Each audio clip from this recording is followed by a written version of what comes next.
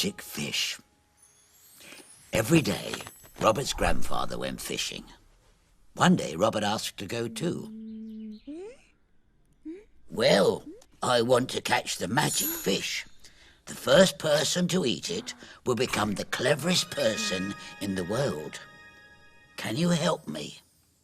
Yes, said Robert, and they went fishing.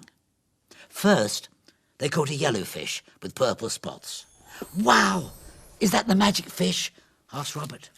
No, said his grandfather. Then they caught a bluefish with the red stripes. Is that the magic fish? Asked Robert. No, said his grandfather. Suddenly, they caught a big, beautiful silverfish with pink and green diamonds. Robert's grandfather jumped for joy. It was the magic fish. They started to cook the fish, and his grandfather went to get some more wood. He asked Robert to watch the fish, but not to eat any of it. Robert watched the fish very carefully. He saw a tiny bubble on its tail and touched it with his finger. Pop!